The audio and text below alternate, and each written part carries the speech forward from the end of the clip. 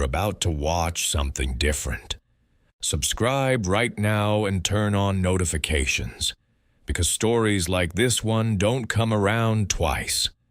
Now let's begin. I did not come to Seoul looking for love. I came looking for a grandfather who had pretended I did not exist. My name is Matilda Adeyemi, 28 years old, pediatric nurse from Lagos, 14 months in Seoul, long enough to learn the subway, enough Korean to survive a market, and more than enough heartbreak in my history to know I wanted no more of it. My mother was Korean-Nigerian. Her father, Park Sung-jin, retired professor, Mapo Gu, had not spoken to her in 23 years because she married my father, a Nigerian man. And my grandfather called it a disgrace, sent one letter that said, "Do not contact me again." And my mother kept that letter folded inside her Bible until she died. I came because she never stopped hoping he would change his mind. Someone had to keep looking even after hope runs out. I had not found him yet. What I had found was pediatric floor 6, Severance Hospital, and the specific daily satisfaction of being the person frightened children trusted when nothing made sense. I was good at it, methodical, controlled. I had learned very deliberately not to be skilled at anything that required me to open the parts of myself I had sealed shut. I was managing perfectly. And then a small girl in a yellow dress came running alone down my corridor, tears streaming, looking for someone who was not there. She looked up at me, and the whole careful architecture of my perfectly managed life cracked quietly at the foundation. Her name was Kang Seo-ah, 5 years old, the focused grief of a child who has been lost just long enough to move from frightened to determined. I crouched immediately.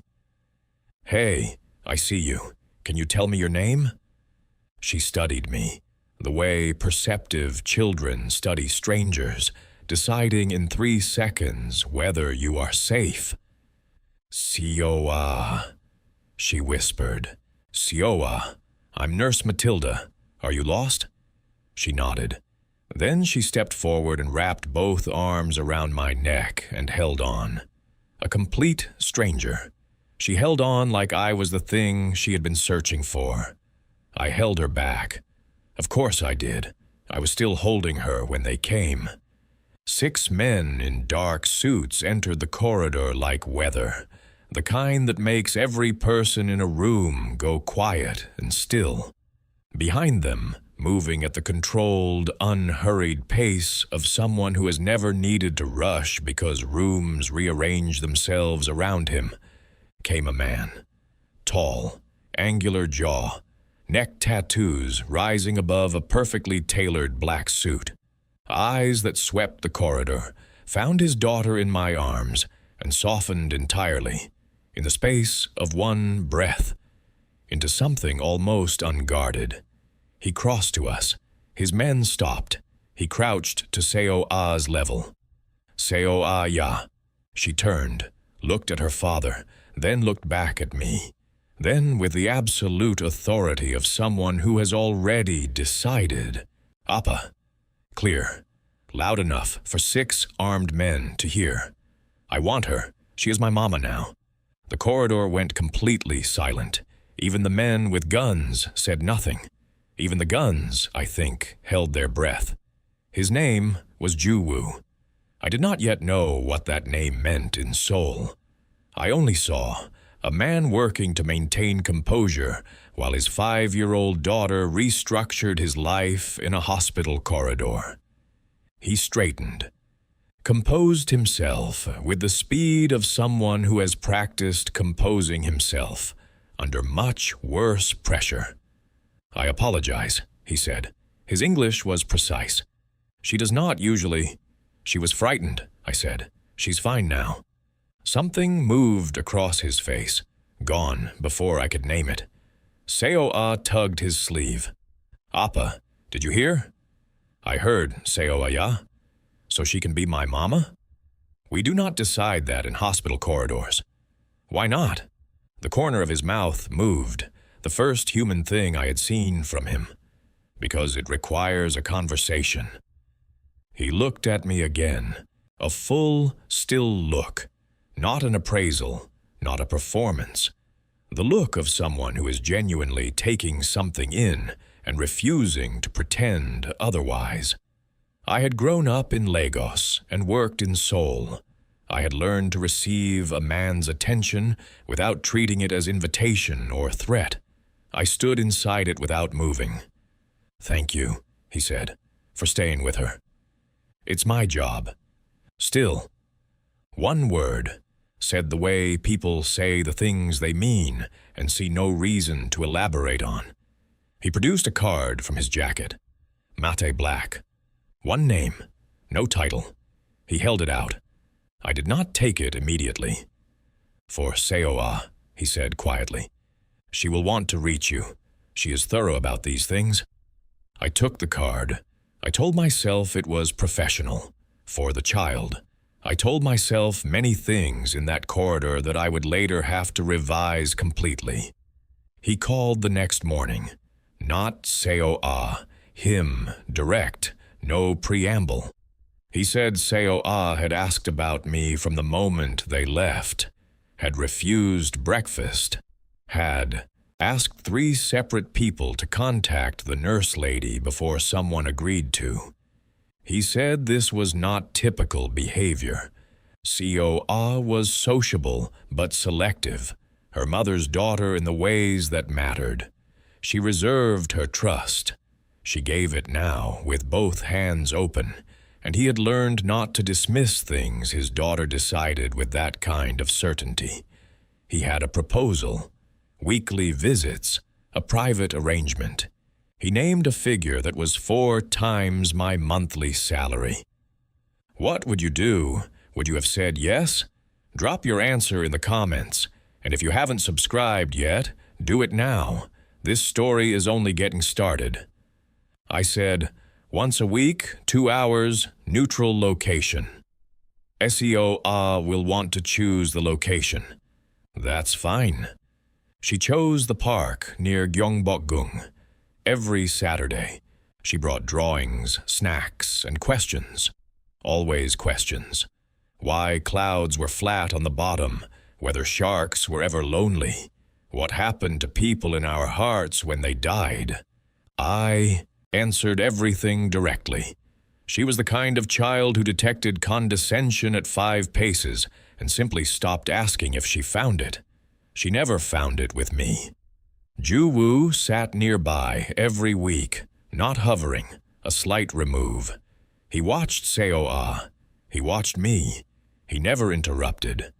But Seo-ah routinely called him over to settle debates about clouds, about sharks, and he would come, and we would be 3 feet apart, and I would feel the specific weight of his attention without looking at him directly. I noted it, filed it, did not investigate it. I was very skilled at not investigating things. Seo-ah fell asleep across my lap on the 6th Saturday. Ju-woo sat across from us. He watched his daughter sleep with the expression of a man who has organized his entire existence around one small person and still considers it insufficient. She looks like her mother, he said. The first time he had offered anything about that without being asked. What was she like? Bright, restless. She did not want the life I had. In the end. A pause. She became ill before we could resolve anything. Seo-ah does not remember her face. I lost my mother too, I said. He looked at me directly. She was Korean-Nigerian. Her father cut her off when she married mine. I adjusted Seo-ah gently. She spent her whole life hoping he would change his mind. She died still hoping. What was his name? Park Sung-jin, He was in Mapo-gu. I've been looking for 14 months. His old neighbors said he moved. Somewhere. I don't even know if he's alive. Ju-woo went very still, subtle, the way truly composed people absorb a blow, fast, interior, covered immediately. But I was trained to read bodies. I caught it. "You're looking for him," he said. "I came to Seoul for that reason." "I hope you find him," he said. Finally, carefully. I looked at him. Something was sitting behind his eyes. Not guilt, not quite. Something more interior. Something that had made a decision. Before he finished speaking, my body registered it. My mind filed it. Neither of us said anything more. Seo-ah slept on. The palace walls stood ancient and indifferent in the autumn light. He asked me to dinner in late October. Not for Seo-ah. He said so plainly. I am asking for myself, not as Seo-ah's arrangement, as a choice I am making. I said yes before I had decided to. He chose a small hanok restaurant near Bukchon. No entourage, just him. And the disorienting experience of watching a man who usually filled space with 6 armed guards simply sit across a table and be a person.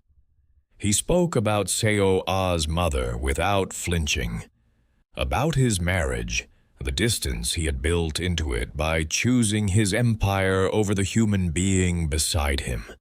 He had understood it too late and carried that clearly, without performing regret. He asked about my mother. I told him more than I planned. The letter, the Bible, the 23 years of silence she had translated into hope because the alternative was unbearable. "She sounds extraordinary," he said. She was. She taught me that people are worth waiting for. I looked at my hands. I'm still deciding if she was right. I think she was. No performance, no decoration, just the quiet weight of something he actually believed. I walked home alone. I stood in my apartment in the dark and acknowledged, plainly, without drama, that I was in real trouble. The wall in my chest had registered the weight against it. It had not broken, but it had noticed, and I had not yet discovered what he was hiding. I found out on a Tuesday. I went back to my grandfather's last known building in Mapo-gu. A woman on the ground floor recognized my mother's photograph this time. Yes, Park Sung-jin, moved 8 months ago. Health failing. She did not know which care home, but she knew who arranged it. She described the man who had quietly organized the transfer, funded the placement, tall, neck tattoos, never smiled. I stood in that doorway. I called Ju-woo from the street. He answered on the first ring. "Park Sung-jin," I said. "Tell me what you know." Silence. Not his thoughtful silence, a different kind entirely. "Matilda? How long have you known?" He did not deny it. That was what destroyed me. He did not insult me by pretending. "Since the park, when Seo-ah was asleep and you told me his name." I pressed my hand against the wall to stay upright. "You knew where he was. You knew why I came to Seoul. And you said, 'I hope you find him.' I was going to tell you. I needed." "You needed?" My voice dropped to the quiet I used when I was holding something I could not afford to break. "You decided what I was allowed to know. About my own grandfather, my own mother's life. Matilda, please listen. Do not call me," I said. "Do not send Seo-ah." I hung up. I walked for 2 hours. The Han River held its ancient, indifferent course below the bridges. I did not look at it. I thought about my mother's letter, about every person who had decided they knew better than she did what she deserved to know. I did not sleep. I lay in the dark and let myself be angry. which I almost never permitted, because anger was a fire that did not distinguish. He had known.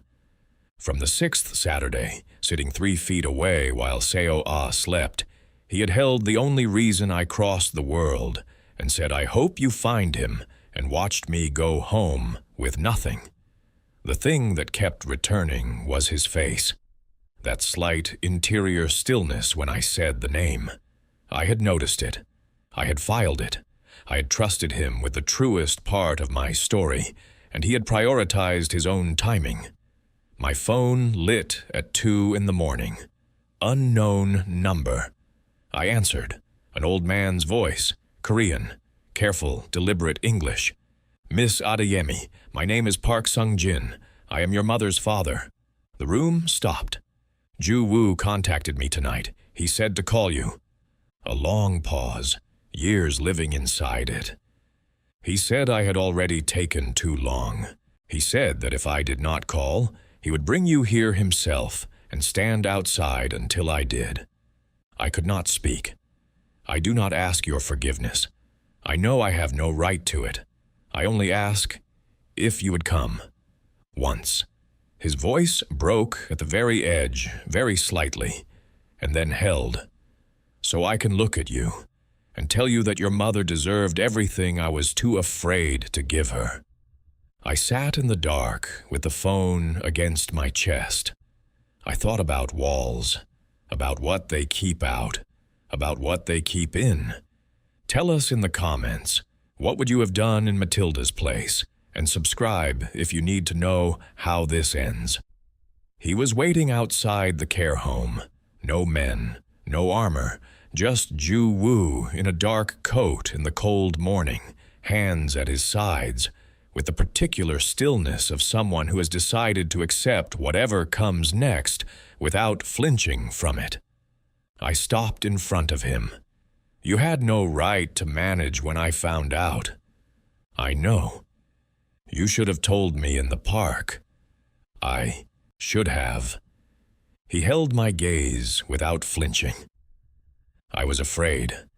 I found the person who held your deepest wound, and I understood that the moment you had him, the moment Seoul gave you what you came for, you would have no reason left to stay." I looked at him for a long moment. "You should have trusted me to stay for my own reasons." "Yes," he said simply. "I should have." Inside, my grandfather was smaller than I had imagined. A thin man in a hospital bed with my mother's eyes. I saw it the instant I walked in, the exact shape of them, the watchfulness. He saw me, and something in his face came undone. Quietly, completely, the way things do when they have been held shut too long and finally cannot hold anymore. He said she was the bravest person he ever failed. He said he had been a coward dressed in pride. He said he was glad, at the very end, to see proof that love crossed every border his fear had drawn. He held my hand. He fell asleep, holding it. When I came out, Seo-ah was there. Ju-woo had brought her. She took my hand without asking permission, and the way she had taken it in that hospital corridor, the way she had always taken it, and looked up at me. "Are you staying?" she asked. I looked at Ju-woo, at this careful, patient, impossible man who had hidden something he had no right to hide, and then at 2 in the morning sent an old, frightened man to his phone and told him he had already taken too long. "Yes," I said, "I'm staying." He closed his eyes briefly. Just 1 second. The most unguarded thing I had ever seen from him. Then Seo-ah pulled us both toward her with her small hands, one on each, and looked between us with the deeply satisfied expression of someone whose plan has finally, completely worked. She had known in a hospital corridor, in 30 seconds. She had always known. Thank you for watching.